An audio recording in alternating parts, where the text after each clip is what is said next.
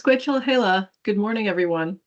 Today I'm going to describe how to apply for the Mentor Apprentice Program and Mentor Apprentice Program connections. I'll start by acknowledging that I'm coming to you from the Wasanic territory in the village of Wajatha. And I want to offer a special acknowledgement to everyone who has contributed to this program by holding on to their language and continuing to learn it, all the mentors, elders, and all those who are residential or day school survivors, as well as all the apprentices. There will be links provided in the description below this video for what I'm describing. As well, if you have any questions after watching this, please don't hesitate to reach out to program staff at map@fpcc.ca or give us a call 250-652-5952.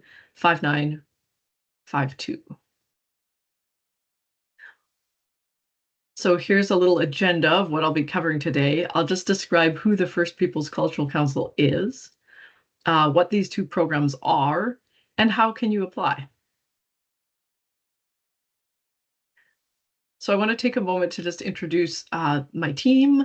I'm the Language Programs Coordinator here at FPCC for the Adult Immersion Programs. My name is Aurora Scala, and I work closely with Anna Socha, who's the Language Program Associate, and Peter Underwood, who's the Language Program Navigator. We're always happy to answer questions, phone or email during the application process and throughout the year. So there is support if you need any assistance while you're applying. So the First Peoples Cultural Council, or FPCC, is it's an Indigenous Crown corporation that's been around since 1990. We serve 204 First Nations communities as well as urban Indigenous organizations.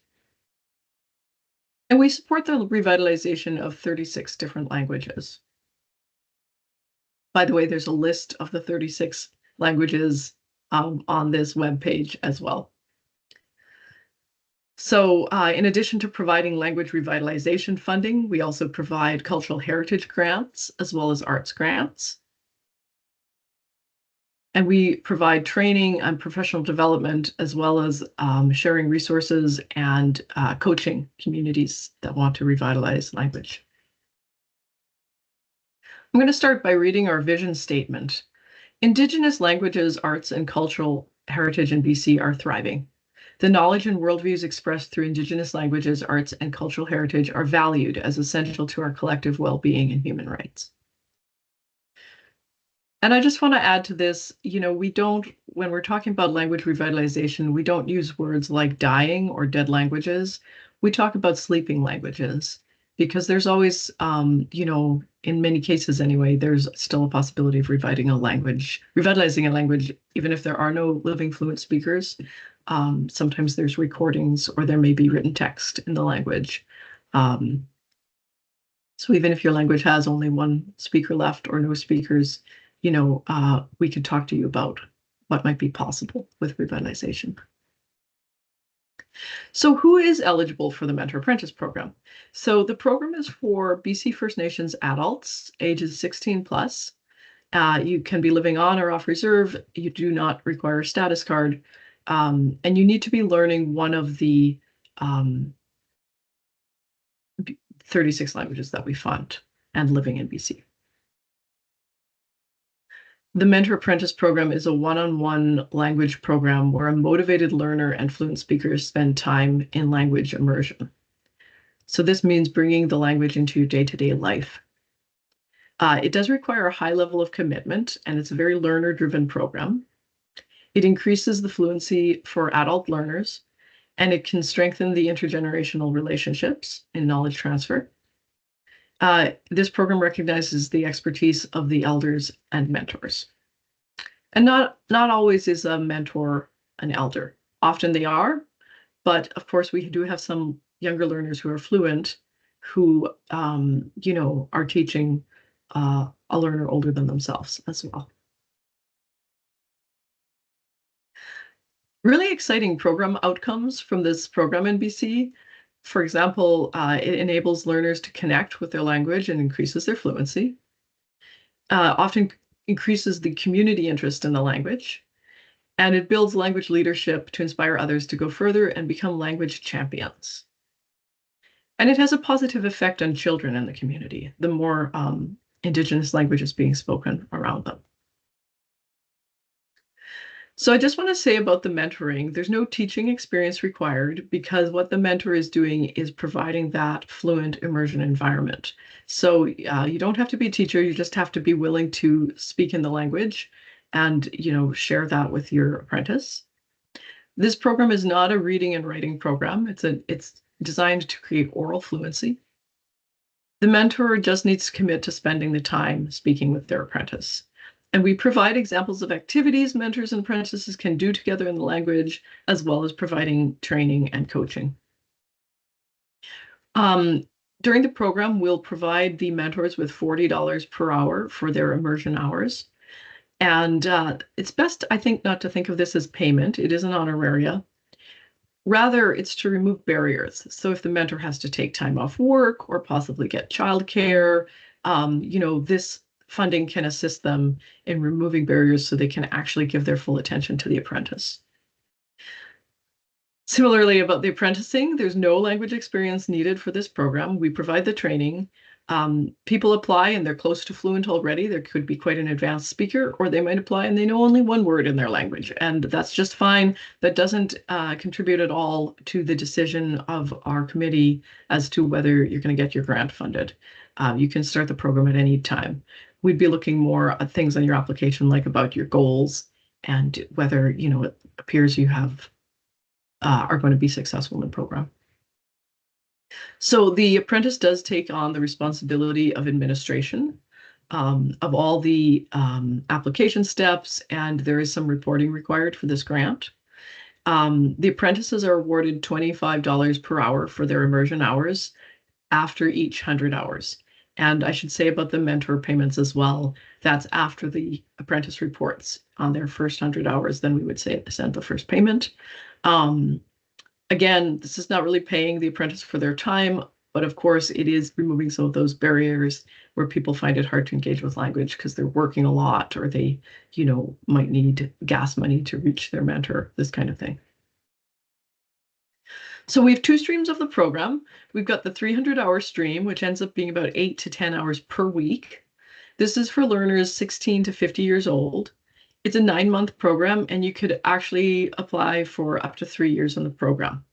The Mentor Apprentice Connections program is a little bit more flexible in that it has fewer hours required and fewer reporting requirements. So it is 100 hours per year, approximately 4 to 5 hours a week. It's for learners age 16 plus. There's no upper cap on the apprentices, and it's more like a 7-month program, again, up to 3 years in the program. So I'm going to talk about the 300-hour stream first. It's a little more intensive in that you do have to commit more time each week to learning your language. As well, there is more reporting to be done for the apprentice. So this would be for language learners who want to actively pass on their language to others, such as having a career in language revitalization, say as a language educator, or maybe they're a parent or guardian of young children. They want to pass it on in the home. It starts in the spring 2026, and it ends March 1st, 2027. So it's a 9-month program. It's a one-on-one language immersion program based on doing daily and traditional activities together. And what activities you do will be determined by you and your mentor. Here's a little breakdown of the funding. So they are $21,000 grants per year.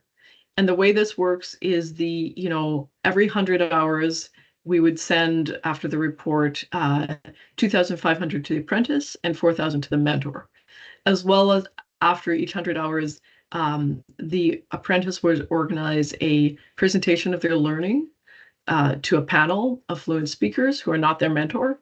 And we would provide $150 per panel member, as well as $50 for refreshments for the apprentice to get for their presentation. So every 100 hours, that $7,000 would be getting paid out to a total of $21,000. And I'm sorry, I just said $700, $7,000. I'll talk now about the Mentor Apprentice Connections Program. So this one is for language learners who want to strengthen their connection to their language and who want greater flexibility and minimal reporting requirements than the other program involves. It is a 100-hour per year program, so it's about 4 or 5 hours a week, and it runs from April 4th, 2026 to November 15th, 2027. It's approximately 7 months. It's a one-on-one language immersion program, again, based on doing daily activities with your mentor, or could be traditional activities. Here's a little breakdown of the funding. After each 100 hours of immersion, so it is only a 100-hour immersion program, so after you finish your program, we would send you, upon reporting, the $2,500 to the apprentice and the $4,000 to the mentor, and there's no panel presentation requirement.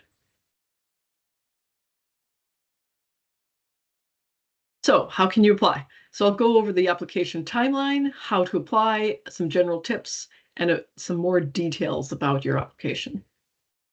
So here's a little timeline. The 2 columns at the top indicate that there's different deadlines for the different program streams. So it starts out the same. Everyone who's interested in either program stream needs to apply by October 1st, 2025. By mid-October, we'd be letting you know if you've been shortlisted, or if your application was not successful. And then the funding agreements will be due in November. There's an in-person training for the MAP stream of the program. It takes place in spring of 2026. And FPCC does cover the expenses for the mentor and apprentices to get to the training. We travel costs and food along the way, as well as paying for all the hotel expenses at the training. Again, just to remove barriers for anyone who's applying. The language hours and reports would then begin in May 2026 and go till March 1st, 2027. For the Mentor Apprentice Connections stream, it also starts with the application process. Applications are due October 1st, 2025. By mid-October, applicants will be working through the shortlisting process or being informed if their application was not successful. And then the funding agreements would be due back in November. For this program, we have an online learning program, orientation session and training. So that's going to be April 10th and May 29th, 2026. The apprentices are required to attend both of those online training sessions. They're about an hour each. And then in April 10th to November 15th, 2026 is when that grant runs. So we've included some screenshots here to give you a little overview of how to apply for the program. I strongly encourage anyone who has, some questions about it to read through the funding guide that's linked on our website, just to make sure that your eligibility and that you have availability for doing the program hours. The next step would be to find a mentor who's willing to work with you. This could be someone you already know. A lot of times it is. Sometimes people work with their spouses or their children. They might work with a close friend or relative, but it's not a requirement that you know the mentor in advance. I've seen teams have success when they, were given a suggestion of someone who might mentor them, and they phoned the mentor up, and, they were able to still do the program even if they didn't have that strong connection starting out. Then you'll go on the FPCC grant portal and begin your application. And then you need to gather and type up the information to fill out your application. Most of it is for the apprentice to fill out, but there are a few sections that are for the mentor to fill out. So I'm going to give a little description of how you would apply, what you need to collect for your application. The mentor and apprentice each need a letter of intent. This can be brief, as a couple paragraphs is fine, just explaining why you want to be in the program and your fluency or lack of fluency. We also require a resume or biography for the MAP 300-hour stream. This doesn't have to be a CV, it can be, but sometimes people list more like ways they've been involved in language or cultural involvement. We also ask for the 300-hour stream for a letter of support from someone in your community. This should be a respected member of your community. It does not have to be chief and council, but it should not be like an immediate family member. And it's really just we want to know if this team is likely to be successful before we offer funding. So, ideally they could speak to the strength of the relationship between the mentor and apprentice. If the mentor and apprentice don't know each other, they could just speak to the commitment that both are showing to be involved.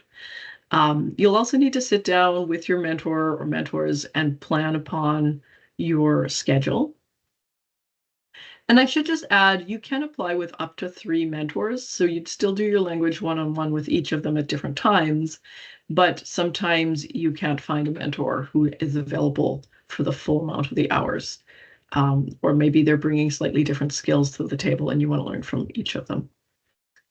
So for the mentor, we just need to have the legal name and contact info, what age range they're in, the nation they're from, and their letter of intent, as well as their resume and biography. So refer to the funding guide as you go. That's my first tip. Provide as much detail as possible about your goals and plans. This is always really helpful. If you have the opportunity to say like, oh, I want to learn the language so I can share it with my family.